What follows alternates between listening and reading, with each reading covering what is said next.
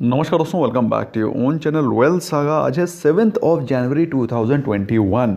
2021 specifically बोलना पड़ता है वरना मुंह से 2020 निकल जाता है। आदत पड़ी हुई है, साल भर से बोल रहे हैं। एनीवे दोस्तों, एशियन मार्केट्स में बम्पर तेजी नजर आ रही है। एसजीएक्स निफ्टी 75 पॉइंट्स ऊपर है, देख सकते हैं आप। 2% 2.5% के आसपास तेजी है। निकाई कॉस्पी ओवरऑल कहने का मतलब क्या है, मार्केट में बुलिश मोमेंटम। ऑल्दो कल के दिन की मार्केट की कैंडल्स, मार्केट के बारे में बातचीत करें तो कल के दिन मुझे वीकनेस नजर आ रही थी।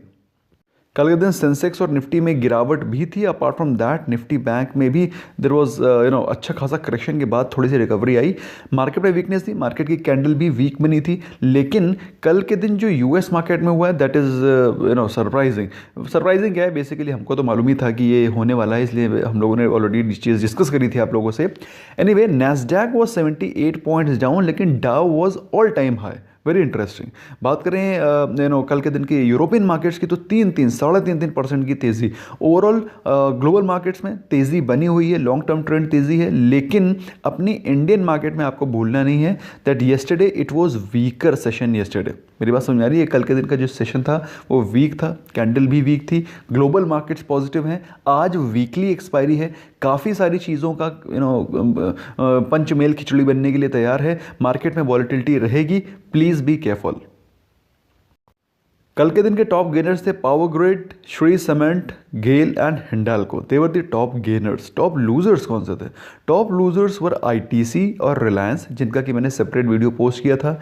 नहीं देखा है, इसमें पिन कर दूंगा, must watch that video, very important. इसके अलावा Bajaj finance and axis bank were the other top 2 losers, जो कि टॉप गेनर्स थे। परसों के टॉप गेनर्स थे, कल के टॉप लूजर्स में आ गए। तो ये वॉलेटिलिटी चलती रहेगी। जो चीज़ सबसे ज़्यादा इंटरेस्टिंग है वो है प्रेशियस मेटल्स की फॉल। गोल्ड 2.38% का फॉल, सिल्वर 2.35% का फॉल, मतलब सेक्युलर 2.5% का फॉल आया है। और गोल्ड वापस 50,500 के सपोर्ट पे आ गया, 50,000 के सपोर्ट पे आ गया है। तो अगर आप बाइंग करना चाहते हैं इन गोल्ड ईटीएफ और गोल्ड सोवरन बॉन्ड और whatever you want to buy, according to me 50,000 and below is reasonably a good price, जिसपे कि आप एक्यूमुलेशन स्टार्ट कर सकते हैं in case if you want to. बात करें अगर क्रूड ऑयल नेचुरल गैस की, तो उसमें 2-3 दिनों से तेज़ी बनी हुई है और कल भी 1.5% की 1.5% की तेज़ी नजर आई in crude oil and natural gas as well. और कल के दिन दोस्तों, जिस हिसाब से यूएस मार्केट में अभी भसड़ मची हुई है, उसके चलते यूएस डॉलर में कल फिर से गिरावट दिखाई पड़ी। It was weaker as compare to Indian rupee. और ऐसा नहीं है कि Indian rupee was performing very very nice and very fine. Indian rupee was also not performing very fine and US dollar was even verse.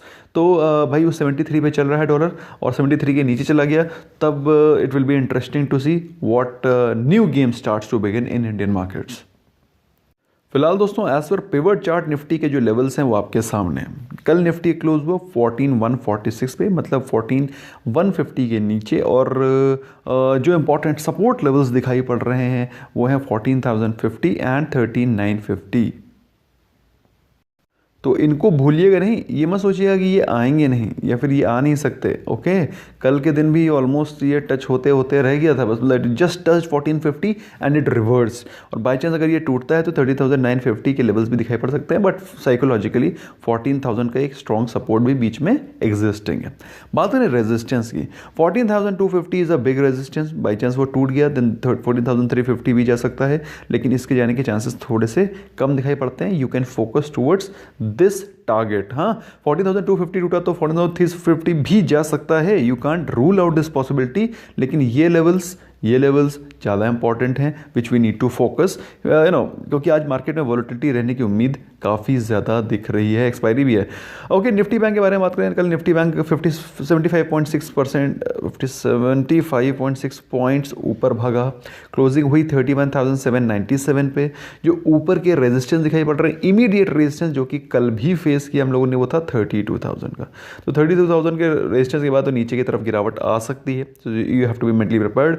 और कहीं by chance अच्छे volume के साथ, बड़ी कैंडल के साथ 32,000 टूटा तो भैया बल्ले बल्ले, तो 32,200 कोई बड़ी चीज़ नहीं है, कोई बड़ी चीज़ नहीं है, बहुत ही लाइकली है, बहुत ही पॉसिबल है।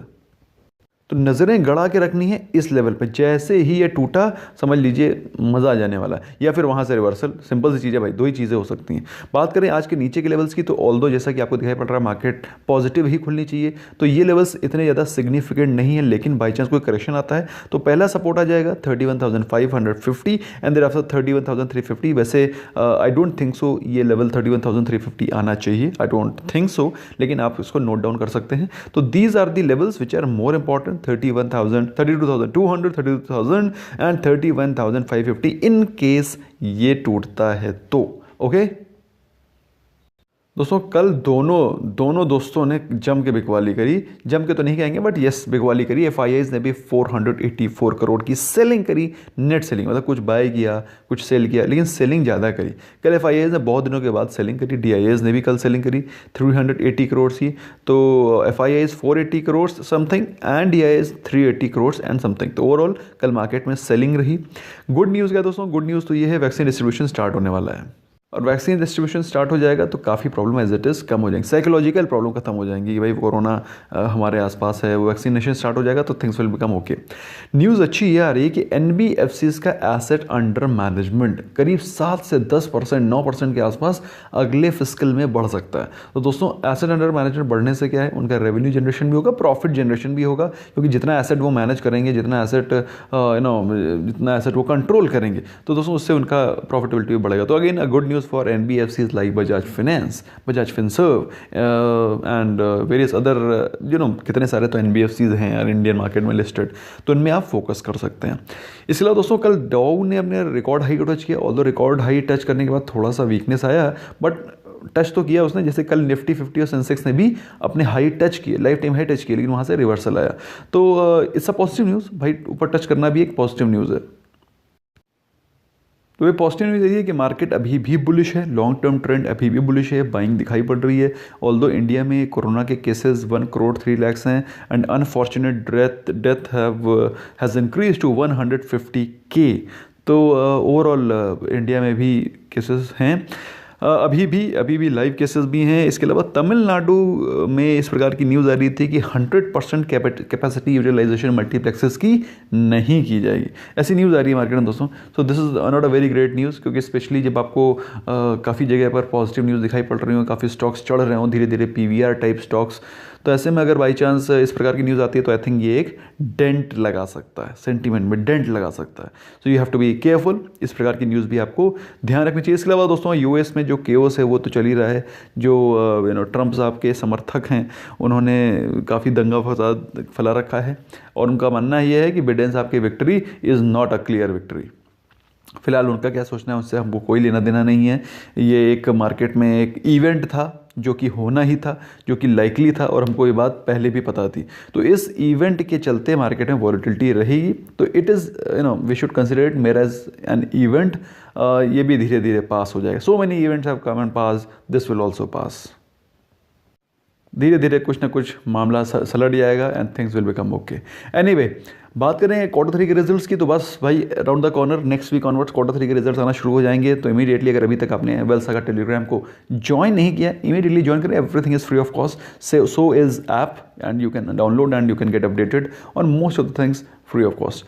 एनीवे दोस्तों, आज का व्यू क्या है, मार्केट आज के दिन वॉलेटाइल रहेगी, एक्सपायरी है तो एक्सपायरी में वॉलेटिलिटी होना ही होना है। और जिस हिसाब से मैंने आपको बताया, US market down, Asian markets ऊपर और यूरोपियन मार्केट्स ऊपर, इंडियन मार्केट्स कल के दिन डाउन थी। तो ये जो डाउन है प्लस एक्सपायरी है plus US market, European market plus Asian markets, जो ये पूरा का पूरा वर्ल्ड अक्रॉस जो चल रहा है उसके चलते वॉलेटिलिटी रहेगी। मेरे हिसाब से अगर बाई चांस कोई गिरावट आती है, जैसे कि अभी रिलायंस में चल रही है, एज आई टोल्ड यू, ये रिलायंस और ITC का वीडियो तो मैं एज इट इज़ यहाँ पर आपको पिन कर दूंगा, you can have a look.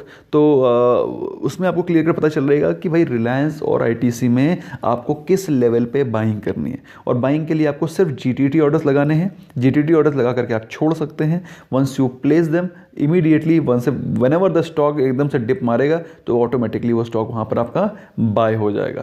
तो GTT ऑर्डर्स लगा करके रखें, बाई चांस मार्केट में गिरावट आए तो आपके पोर्टफोलियो में अच्छे क्वालिटी के स्टॉक्स डिप पे बाय हो जाए। बाय द वे, जिन लोगों को याद नहीं है उनको बता देना चाहता हूँ, कल के दिन हम लोग की बजाज फिनसर्व बजाज फिनसर्व की भी जीटीटी हिट हुई थी। जिनकी जिनकी हिट हुई है वो मुझे कमेंट सेक्शन में बता सकते हैं, क्योंकि कल मैंने आपको बताया था किस लेवल पे members, I think that was members only post, जिसमें कि मैंने आपको बताया था कि बजाज फिनसर्व को कल आप बाय कर सकते हैं। सो आई होप दोस्तों जीटीटी ऑर्डर्स को एंजॉय करें। भाई GTT is an exclusive feature of Zerodha. You must open the account. Link is there in the description and first pinned comment. Do not miss that.